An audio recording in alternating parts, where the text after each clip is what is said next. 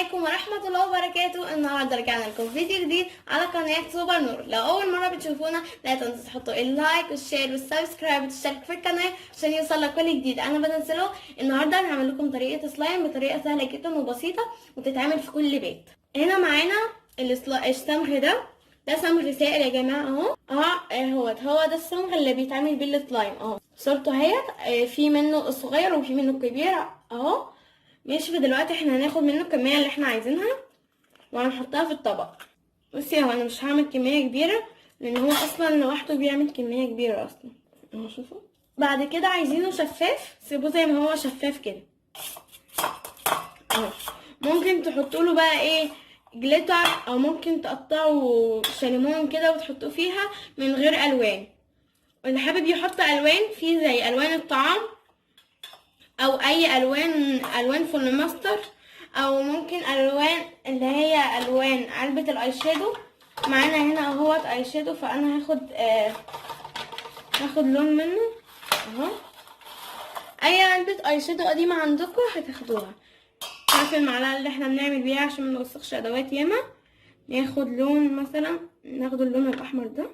انتوا بقى بتضيفوا بقى على حسب اللون اهوت. انا لسه تقريبا عايزه احط كمان لون، فانا هعدل درجة اللون وارجع لكم تاني. هنا اهو يا جماعه، شوفوا كده انا عدلت اللون اهوت. بس طبعا لازم تستأذنوا مامتكم قبل ما تاخدوا الاي شادو ده. زي ما قلت لكم اعطيتكم كذا بديل للالوان. دلوقتي معانا برسيل جل. المحفظ اللي احنا هنحطوه برسيل جل، يا اما هنحطه دينكار، يا اما هنحطه الكا مصر، هنحطه اي محفظ عندنا بنستخدموه. محلول العدسات اهوت. احنا المفروض بناخده حبه نحط حبه في حبه عبال ما البتاع يتعدل اهوت بالطريقه دي اهو. بناخده حبه صغيرين ونحط ونقلب عبال ما يتماسك معانا.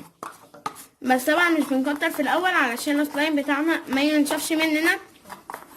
فاحنا اول حاجه بنحط حبه صغيرين بحبه صغيرين ونقلب لغايه ما يتعدل معانا بالطريقه دي اهو. شوفوا كده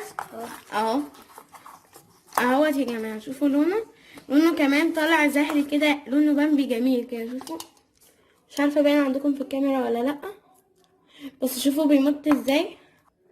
بتحطوا حبه صغنطتين بحبه صغنطتين عشان ما ينشفش مننا اهو بالطريقه دي. شوفوا بدأ كله يطلع من الطبق كله ازاي. وبحب اصلا سلايم الصمغ بيبقى اصلا يعني ايه جميل جدا كده، وتحسوه شبه الايه بتاع المحلات بالظبط اهو. احنا خلاص هنشيل المعلقه ونعمل بايدينا الطريقه دي اهو. هعدله وارجع لكم تاني. دلوقتي اهو يا جماعه، ده بعد ما ظبطته من التنكار وكده. شوفوا بيمط ازاي. شوفوا المطه كمان شفاف جدا. بصوا ما بيتقطعش وبيمط جامد. شوفوا ما بيلزقش كمان اهوت. ومطاطه جميل جدا وزي اللي بره بالظبط، زي اللي بره. بس اللي بره بقى بيتقطع، احنا هنا بقى بتاعنا مش بيتقطع. شوفوا شكله جميل ازاي. انصحكم كلكم ان انتوا تجربوه قوليلي طلع معاكم حلو ولا وحش. وده يعتبر ب5 دقايق بس، وسهل جدا، وبطبق ومعلقه بس. يعني احنا مستخدمناش ادوات. يا رب يكون الفكره عجبتكم. متنسوش تحطوا اللايك والشير والسبسكرايب وتشتركوا في القناه عشان يوصلكوا كل جديد. ومتنسوش تدعمونا مع اصدقائكم. بس كده، اشوفكم الفيديو الجاي. باي.